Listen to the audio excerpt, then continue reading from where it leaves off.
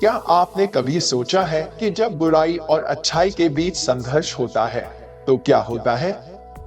आज हम एक ऐसी कथा सुनेंगे जिसमें त्रिदेव की शक्ति और एक दुष्ट राक्षस की माया के बीच एक महाकवि संघर्ष हुआ। बहुत समय पहले एक विशाल जंगल के बीच एक भयानक राक्षस रहता था जिसका नाम था त्रिलोचन।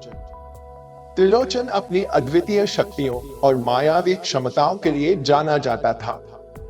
उसने वर्षों की कठोर तपस्या की थी और भगवान शिव से अजय होने का वरदान प्राप्त किया था।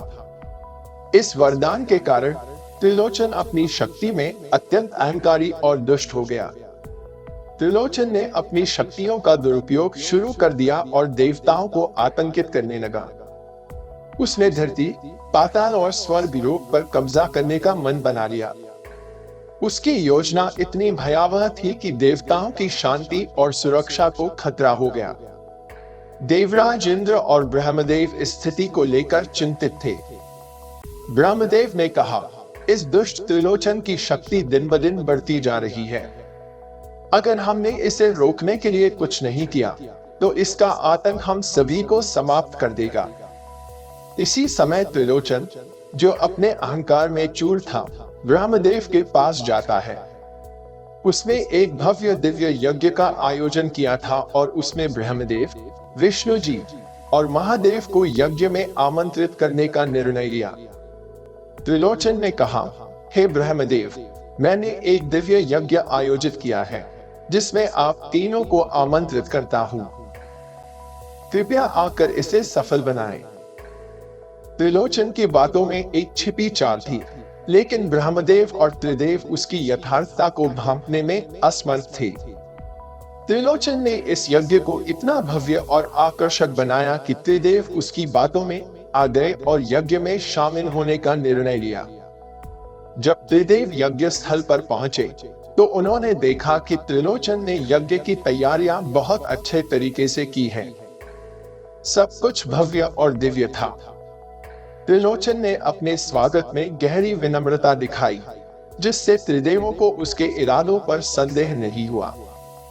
यज्ञ की शुरुआत होते ही त्रिलोचन ने अपनी मायावी शक्तियों का इस्तेमाल करना शुरू किया। उसने एक अदृश्य शक्ति क्षेत्र का निर्माण किया, जिसमें त्रिदेव फंस गए। यह शक्ति क्षेत्र इतना प्रबल था कि त्रिदेव भी अपनी शक्तियों का उपयोग नहीं कर सकते थे। त्रिलोचन ने अपने अहंकार के साथ घोषणा की, अब त्रिदेव मेरे अधीन हैं। अब इस ब्रह्मांड पर मेरा ही राज्य होगा। इससे पहले कि त्रिदेव कुछ कर पाते, त्रिलोचन ने उन्हें पूरी तरह से अपनी शक्ति में बांध लिया। ब्रह्मा जी, जो सृष्टि के रचनाकार थे, ने अपनी सृजनशीलता का उपयोग करके इस जाल से बाहर निकलने की कोशिश की, लेकिन त्रिलोचन की माया इतनी बलवान थी कि उन्होंने हर बार असफलता ही पाई। विष्णु जी, जो सृष्टि के पालन करता थे, ने अपनी चतुराई और रणनीति का प्रयोग किया।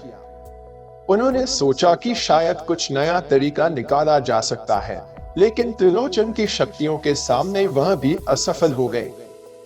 महादेव, जो विनाश के देवता थे, ने अपनी प्रचंड शक्ति का प्रयोग करके जाल को तोड़ने की कोशिश की।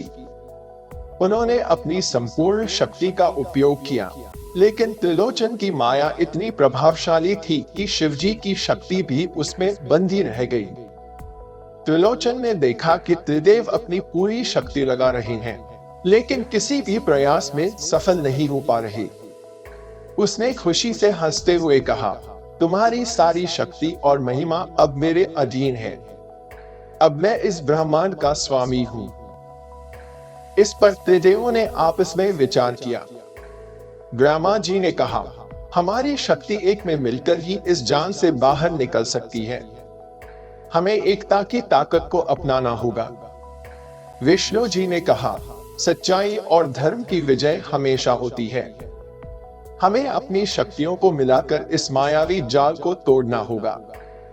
महादेव ने भी समर्थन किया और कहा, हम तीनों मिलकर ही इस संकट से उबर सकते हैं।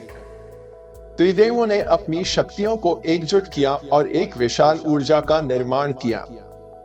उनकी एकता से उत्पन्न इस ऊर्जा ने त्रिलोचन के मायावी जाल को तोड़ दिया। त्रिदेव एक साथ खड़े हो गए और त्रिलोचन ने देखा कि उसकी सारी माया और शक्ति नष्ट हो गई है। त्रिदेवों की संयुक्त शक्ति के सामने त्रिलोचन असहाय हो गया।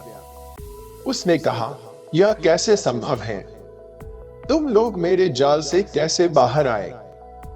त्रिदेवों ने उत्तर दिया, तुमने अपनी शक्ति का दुरुपयोग किया और हमें बांधने की कोशिश की। लेकिन सच्चाई और धर्म की शक्ति कभी भी पराजित नहीं हो सकती। हमारी एकता और बल ने तुम्हारी माया को समाप्त कर दिया है।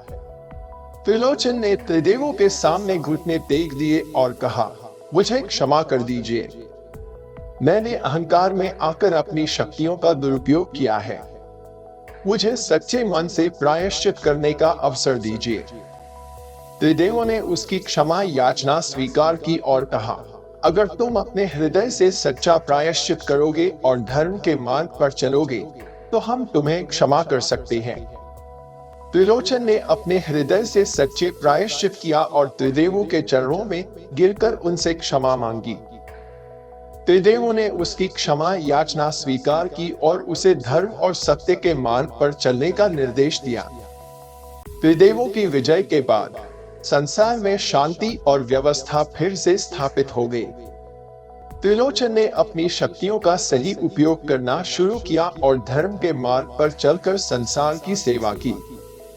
अब त्रिलोचन ने अपनी शक्ति का उपयोग केवल धर्म और भलाई के कार्यों में किया। उसने अपने साम्राज्य का विस्तार करते हुए धर्म की स्थापना की और लोगों को सच्चाई और न्याय की ओर प्रेरित किया। त्रिदेवों की कृपा से उसने अपने पापों का प्रायश्चित किया और अब एक नई दिशा में चलने लगा। इस प्रकार त्रिदेवों की एकता और सच्चाई की शक्ति ने बुराई का अंत किया। त्रिलोचन ने अपनी गलती को समझा और एक नई राह पर चलने का संकल्प लिया। इस कहानी से हमें यह सीखने को मिलता है कि सच्चाई, धर्म और एकता की ताकत से बड़ी बुराई को हराया जा सकता है।